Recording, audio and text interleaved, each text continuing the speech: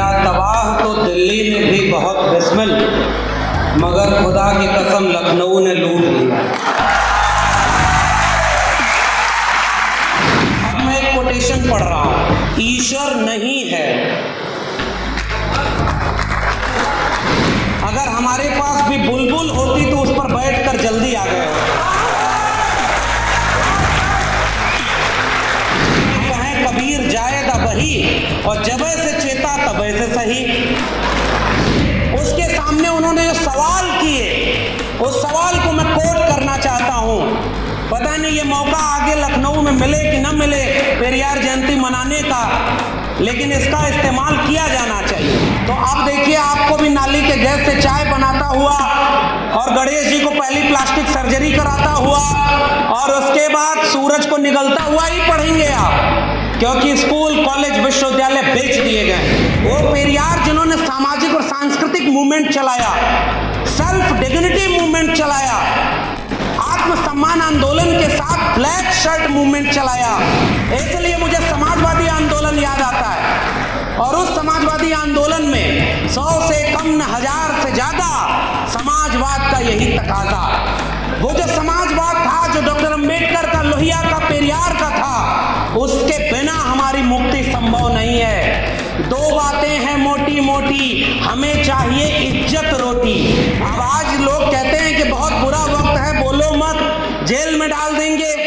आजकल जेल में डाला है, उमर खालिद जेल में है, खालिद सैफी जेल में है, प्रोफेसर हनी बाबू, प्रोफेसर आनंद तेलतुंबड़े जेल में है, और जो लोग बिल्किस बानो का बलात्कार किए वो बेल पे बाहर हो रहे हैं और उनको फूलमाला से स्वागत किया जा रहा है। ये लड़ाई तो सीधे विचारधारा की हो गई है, और इस विचारधारा में आप नहीं भी बोलेंगे तो मारे जाएंगे।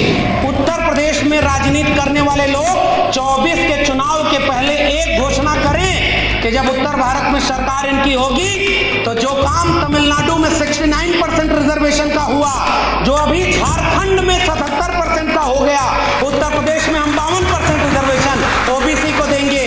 और यहाँ 21% दलित आबादी है। कम से कम अपने राज्य में ये कहो कि आप दलितों, पिछड़ों, आदिवासियों का रिजर्वेशन 70 से 80% कर दोगे, आधा काम आपका आज हो जाएगा। सबसे बड़ी बात, वंचित, शोषित, कमेरा, पशुपालक, कामगार लोगों की 90% लोगों का भारत तब जाकर बनेगा जब अंबेडकर को पेरियार से, फूले को पेरियार से, ललई सिंह को पेरियार से और भगत सिंह को पेरियार से जोड़ करके हम एक बड़ी एका बनाएंगे। तो वो बुलडोजर भी रुकेगा जो संविधान और मंडल कमीशन के ऊपर चल रही भी बहुत बिस्मिल, मगर खुदा की कसम लखनऊ ने लूट लिया। सम्मानित मंच और इस सभागार में मौजूद आप सभी सम्मानित लोगों को मेरा क्रांतिकारी जय भीम, जय मंडल है, इंकलाब जिंदाबाद है। आज 17 सितंबर के दिन मैंने जो शेर पढ़ा है उसमें खुदा की कसम ली गई। अब मैं एक कोटेशन पढ़ रहा हूं, ईश्वर नहीं है, ईश्वर नहीं है, ईश्वर बिल्कुल नहीं है।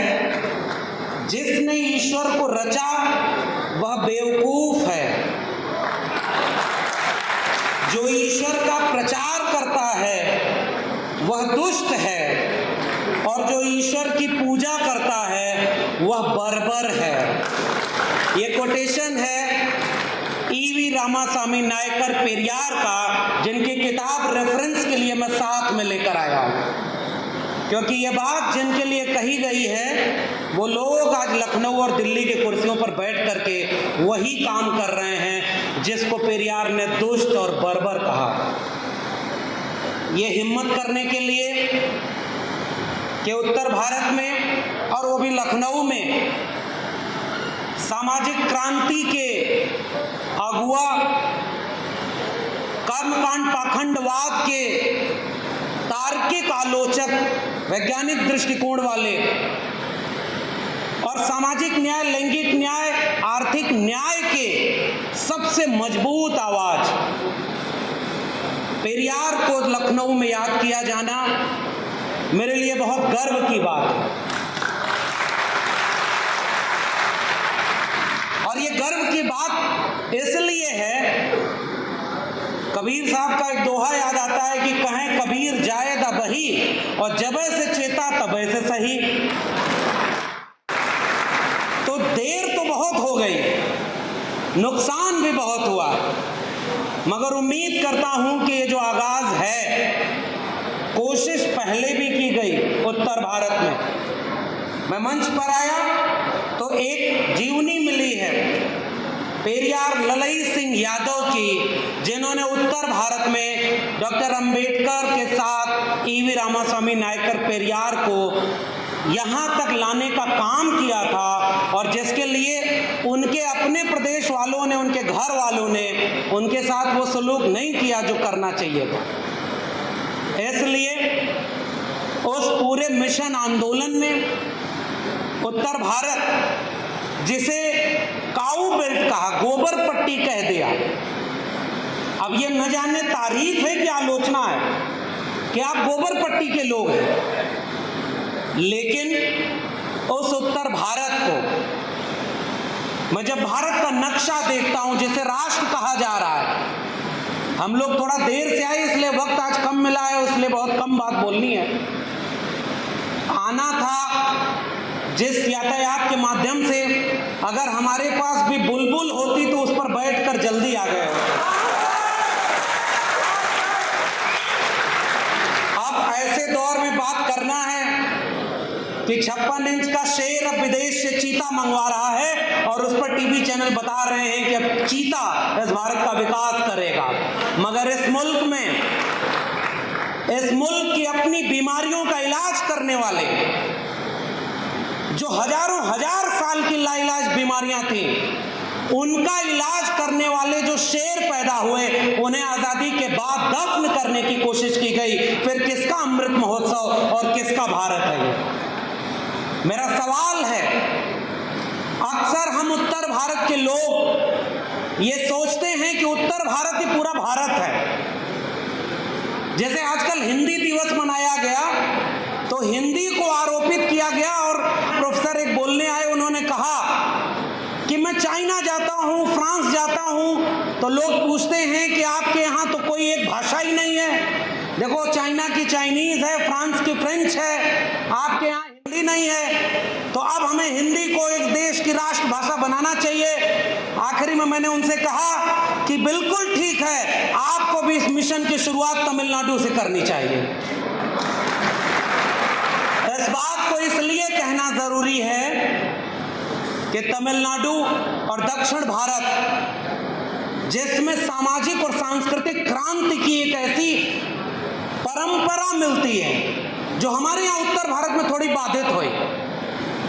दक्षिण भारत में नारायण गुरु बसवन्ना से लेकर अयंकली से लेकर लंबे फहरिस्त है।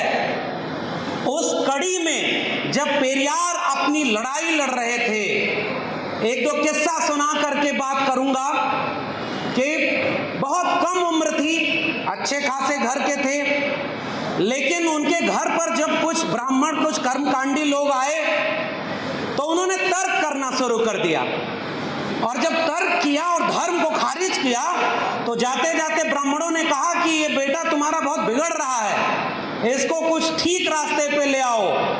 उन्होंने उनका स्कूल में एडमिशन करा दिया, और जब स्कूल में एडमिशन करा दिया तो पता चला अगली बार लड़ाई इस बात पर होने लगी कि अब इस घर में किसी देवी देवता की तस्वीर नहीं रहेगी, ईश्वर के खिलाफ सारी पढ़ाई उन्होंने करनी थी, और फिर स्कूल छुड़वा दिया। उत्तर भारत आए, बनारस में गए। पेरियार बनारस जब जाते हैं तो दो वाकया होता है। एक कि जब वो जाते हैं एक जगह पानी पीने, तो उनसे पूछता है कि तुम कौन हो। एक कोई व्यक्ति था, वो कहते हैं कि मैं तुम्हारी भाषा में हिंदू ही हूँ। तो उसने कहा जनेऊ दिखाओ। तो पेरियार ने कहा ये जनेऊ का क्या कॉन्सेप्ट है। अब जनेऊ वाली बात को मैं छोड़ देता हूँ प्रोफेसर रतन लाल के लिए कि वो जनेऊ लीला का कॉन्सेप्ट आगे बताएंगे।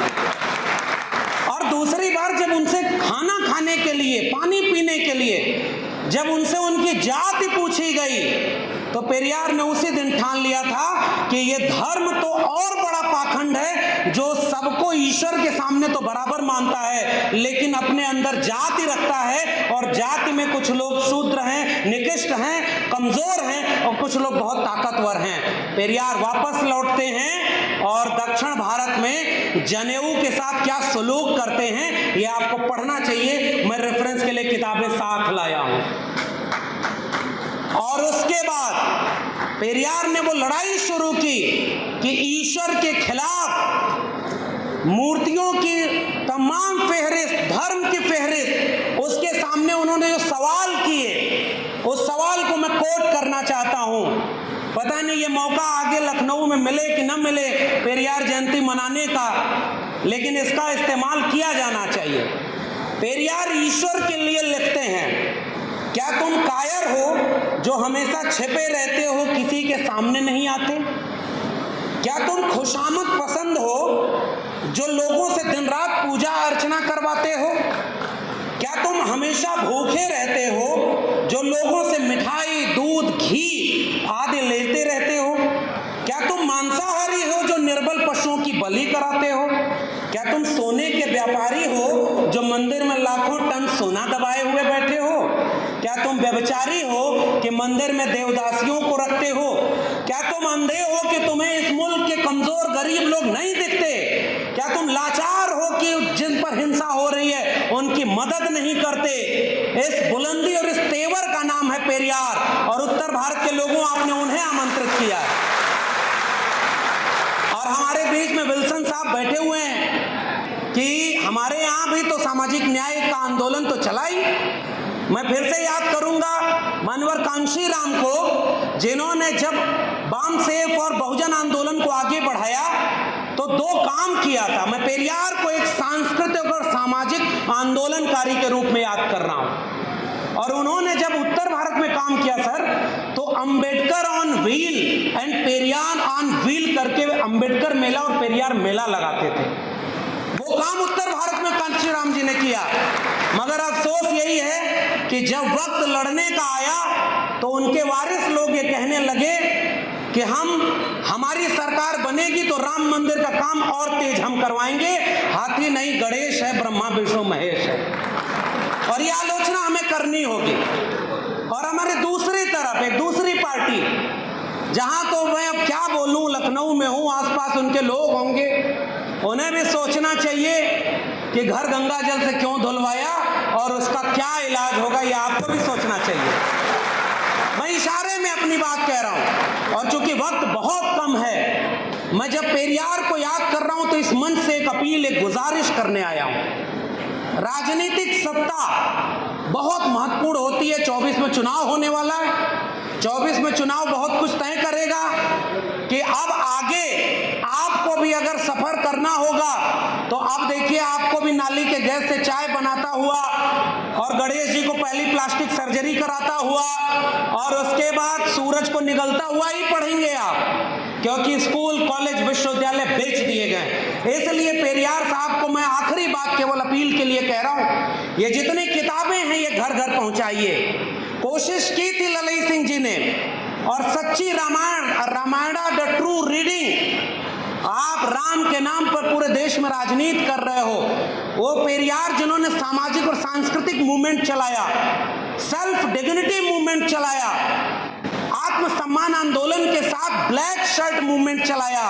उस समय इस मुल्क में जब कुछ लोग सफेद कपड़े के नाम पर सादगी की बात करते थे, पेरियार ब्लैक शर्ट मूवमेंट चला करके आत्मसम्मान आंदोलन की बात करते हैं। इसलिए मुझे समाजवादी आंदोलन याद आता है, और उस समाजवादी आंदोलन में 100 से कम न 1000 से ज्यादा समाजवाद का यही तकाजा। वो जो समाजवाद था, जो डॉक्टर अंबेडकर का, लोहिया का, पेरियार का था, उसके बिना हमारी मुक्ति संभव नहीं है। दो बातें हैं मोटी मोटी, हमें चाहिए इज्जत रोटी। और आज केवल ये समझा जाता है कि राजनीतिक सत्ता अगर आप हार गए तो आप कुछ नहीं कर पाएंगे। मैं ये कहना चाहता हूं कि पेरियार को जब भी मैंने पढ़ा, समझा, महसूस किया, विल्सन साहब हैं, अब आज लोग कहते हैं कि बहुत बुरा वक्त है, बोलो मत, जेल में डाल देंगे। आजकल जेल में डाला है, उमर खालिद जेल में है, खालिद सैफी जेल में है, प्रोफेसर हनी बाबू, प्रोफेसर आनंद तेलतुंबड़े जेल में हैं, और जो लोग बिल्किस बानो का बलात्कार किए वो बेल पे बाहर हो रहे हैं और उनको फूल माला से स्वागत किया जा रहा है। ये लड़ाई तो सीधे विचारधारा की हो गई है, और इस विचारधारा में आप नहीं भी बोलेंगे तो मारे जाएंगे।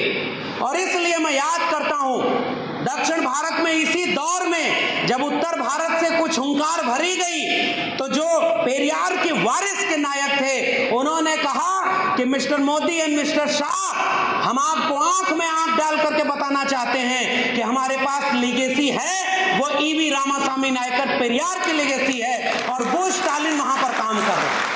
चाहे नीट में ओबीसी रिजर्वेशन की बात हो, चाहे 13 पॉइंट रोस्टर की बात हो, चाहे अभी मंदिर में पुजारी बनने की बात हो, और मंदिर के सारे, अभी मैं पढ़ रहा था इतिहास सर, जब वहां अन्ना की सरकार बनी 1967 से 70 के बीच का बात है, जब उत्तर प्रदेश में महामना रामस्वरूप वर्मा मनुस्मृति जला रहे थे और रामायण और रामचरितमानस का विरोध कर रहे थे, उस समय दक्षिण में अन्ना ने एक सरकारी आदेश पारित किया था कि चूंकि ये भारत के धर्मनिरपेक्ष है, इसलिए किसी भी सरकारी ऑफिस में किसी देवी देवता की तस्वीर, मूर्ति नहीं होनी चाहिए, और उन्होंने सारी वापस करा दी।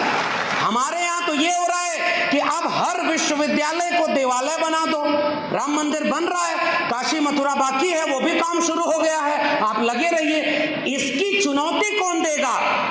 ये डॉक्टर अंबेडकर ने अपनी पुस्तक एनिहिलेशन ऑफ कास्ट के आखिर में जाति के विनाश के लिए बहुत सारे सूत्र बताए हैं। उनमें एक सूत्र था रोटी बेटी का संबंध। पेरियार को याद करने का मतलब है हम अपने भीतर भी थोड़ा झांकें। उसी में सूत्र दिया डॉक्टर अंबेडकर ने कि पुजारियों का एग्जाम होना चाहिए, और वह एग्जाम स्टालिन साहब ने वहां करवा दिया है, और अब वहां की लड़ाई को उत्तर भारत ले आने की जरूरत है। अब हमारे यहाँ भी कुछ लोगों को यह समझाना होगा कि साहब नहीं कुछ कर रहे हो, आप परशुराम का परसा भी पकड़ रहे हो, आप मंदिर और हिंदू की बात कर रहे हो, फिर भी आपको सत्ता अगर नहीं मिली तो कुछ वादे कर दो। पहला वादा कि वो जो चरवाहा संस्कृति के लोग थे, पशुपालक जातियां थी, जिससे पेरियार आते थे, पेरियार ने कहा जाति खत्म करो, कर्मकांड अंधविश्वास खत्म करो, और जो जिसकी जितनी हिस्सेदारी है उसको उतना दो। उत्तर प्रदेश में राजनीति करने वाले लोग 24 के चुनाव के पहले एक घोषणा करें कि जब उत्तर भारत में सरकार इनकी होगी तो जो काम तमिलनाडु में 69% रिजर्वेशन का हुआ, जो अभी झारखंड में 77% का हो गया, उत्तर प्रदेश में हम 52% रिजर्वेशन ओबीसी को देंगे, और यहाँ 21% दलित आबादी है। कम से कम अपने राज्य में ये कहो कि आप दलितों, पिछड़ों, आदिवासियों का रिजर्वेशन 70 से 80% कर दोगे, आधा काम आपका आज हो जाएगा। और इसलिए मैं आपसे अपील करने आया हूं, थोड़ा जागने का वक्त है। ये गुजारिश, ये बहुत बड़ा आयोजन है मेरे लिए, क्योंकि लखनऊ में, उत्तर प्रदेश में, और वो भी आजकल के माहौल में, ये तो सरकारी बिल्डिंग है, नहीं तो इस पर भी कल बुलडोजर चल जाए, कोई भरोसा नहीं। आप पेरियार को याद कर रहे हैं, इसलिए अंतिम बात केवल ये कह के विदा लूंगा, मौका मिलेगा तो फिर आएंगे। और ये जो किताबें हैं, और एक सूत्र बस दे के जा रहा हूं, पेरियार जिन्होंने लंबी लड़ाई लड़ी, भगत सिंह को जब फांसी हुई तो कुडी अर्थों में पेरियार साहब ने लिखा कि उस नौजवान के भीतर तेवर था, आज पूरे भारत का नुकसान हुआ है जो उसे फांसी हुई। डॉक्टर अंबेडकर ने उसी समय मूक नायक में संपादकीय लिखा था, और दोनों ने, अंबेडकर और पेरियार ने, उस वक्त की संपादकीय भगत सिंह के नाम पर दी। इसी तरह से जो काम जेंडर के लिए हुआ कि महिलाओं, ये जो आभूषण तुम पहनती हो ये तुम्हारे लिए बेड़ियां हैं, राम से लेकर के तमाम देवी देवताओं की तस्वीरों को जलाया, मत वो तेवर अपनाइए, आप नहीं कर सकते, क्योंकि हमारे यहाँ तो हमारे ही लोग कांवड़ हो रहे हैं, हमें अभी समय लगेगा, लेकिन वह क्रांति जो मैं चाहता हूं वो राजनीति के भरोसे नहीं आने वाली। राजनीति आपकी आ जाएगी, सरकार बन जाएगी, फिर उन्हीं के लोग वहां बैठ करके कहेंगे कि आपके साथ चारों तरफ जंगल राज हो गया, जैसे बिहार में जिस दिन सरकार बदली शाम को जंगल राज शुरू हो गया। वैसे ही अगर आप पेरियार को याद करना चाहते हैं तो साथियों, घर घर पेरियार को पढ़ाने की जरूरत है, थोड़ा हिम्मत करने की जरूरत है। वो ब्लैक शर्ट मूवमेंट, वो आत्मसम्मान आंदोलन, वो महिलाओं की मुक्ति, वो आर्थिक सामाजिक न्याय, वो जाति का विनाश, और सबसे बड़ी बात वंचित शोषित कमेरा पशुपालक कामगार लोगों की 90% लोगों का भारत तब जाकर बनेगा जब अंबेडकर को पेरियार से, फूले को पेरियार से, ललई सिंह को पेरियार से और भगत सिंह को पेरियार से जोड़ करके हम एक बड़ी एका बनाएंगे, तो वो बुलडोजर भी रुकेगा जो संविधान और मंडल कमीशन के ऊपर चल रहा है। आपने मुझे आमंत्रित किया, बहुत बहुत धन्यवाद। जय भीम, जय मंडल, संविधान जिंदाबाद, उल गुलाम जिंदाबाद, इंकलाब जिंदाबाद।